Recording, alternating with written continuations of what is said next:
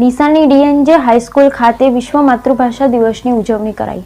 વક્તાશ્રી અને મુખ્ય અતિથિ દ્વારા માતૃભાષા ગૌરવની સુંદર રજૂઆત થઈ।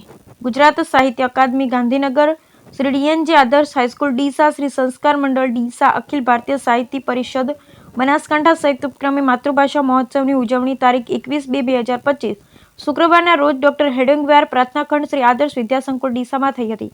કાર્યક્રમની શરૂઆત દીપ પ્રાગટ્ય અને પ્રાર્થનાથી થઈ।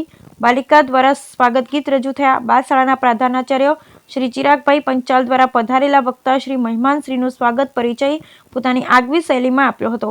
પુસ્તકથી સન્માન થયા બાદ એલઈડી સ્ક્રીન પર મુખ્યમંત્રીની માતૃભાષા સંદેશ વિડીયોના માધ્યમથી બતાવવામાં આવ્યો। સરસ મજાનું સંગીતથી સુરાવલીથી લયબંધ રીતે કીર્તિ અનાવડિયા અને કિરીટભાઈ ગોસાઈ દ્વારા માતૃભાષા ગીતની સુંદર રજૂઆત થઈ હતી। એપિડેમિયોલોજિસ્ટ બનાસકાંઠા, અખિલ ભારતીય સાહિત્ય પરિષદ બનાસકાંઠાના અધ્યક્ષ ડોક્ટર ભારમલભાઈ પટેલ મનનની ભાષા મારી ભાષા અંતર્ગત ગુજરાતી ભાષાની રજૂઆત વિવિધ ઉદાહરણ ટાંકીને સુંદર રીતે કરી। ભાષા એટલે માણસની ખુદની પોતીકી ભાષા, એની માતૃભાષા, મા પાસેથી મળેલી ભાષા। આ ભાષાનું વ્યક્તિમાં સંસ્કૃત છે કે એના ગર્ભાવસ્થાથી થાય છે। ગર્ભાવસ્થાના શિશુનો શારીરિક વિકાસ થાય છે, તેની સાથે સાથે માનસિક વિકાસ પણ થાય છે। ગર્ભાવસ્થાથી જ શીખવાનું અને સમજવાનું શરૂ કરે એટલે તો જન્મતાની સાથે જ એને ધાવવાનું શીખવવું પડતું નથી, આપમેળે શીખી જાય છે। આનું શ્રેષ્ઠ ઉદાહરણ અભિમન્યુ યુદ્ધના 7 કોઠાનું જ્ઞાન અને ગર્ભાવસ્થામાં જ મળ્યું હતું। ગર્ભાવસ્થા દરમિયાન માતા જે ભાષામાં બોલે છે, આજુબાજુમાં જે ભાષા બોલાય છે તેનો પ્રભાવ ગર્ભસ્થ શિશુ પર પડે છે અને આ ભાષાનું સંસ્કરણ એના મનમાં થાય છે અને એ જ ભાષા એ માતૃભાષા બને છે।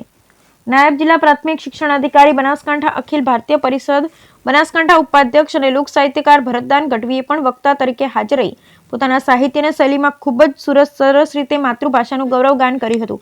ભરતદાન ગઢવીએ ચારણી સાહિત્ય, તળપદી બોલી, વિવિધ કવિતા દ્વારા ગુજરાતી ભાષાનું આગવું મહત્વ સમજાવ્યું। ભવ્ય ભાષા માતૃભાષા વિષય પર તથા નવી રાષ્ટ્રીય શિક્ષણ નીતિ અંતર્ગત ભાષા શિક્ષણને પ્રોત્સાહન આપવામાં આવ્યું તથા પ્રાથમિક શિક્ષણનું માધ્યમ અંગ્રેજી નહીં પોતાની માતૃભાષામાં હોવું જોઈએ બાબતને પ્રોત્સાહન આપતા વિવિધ પ્રતિભા સંપન્ન મહાનુભાવોનું ઉદાહરણ પણ આપ્યા હતા। માતૃભાષા એ સંસ્કૃતિ અને સંસ્કારની ભાષા છે, માટે માતૃભાષા ભોગે અન્ય ભાષા શિક્ષણનું માધ્યમ યોગ્ય નથી। તેમણે માતૃભાષાના સંવર્ધન માટે ખાસ કરીને સમાજમાં શિક્ષક, પત્રકાર અને સાહિત્યકારોની મહત્વની ભૂમિકા છે। માં જાગે તો માતૃભાષાને જીવાડી શકે છે।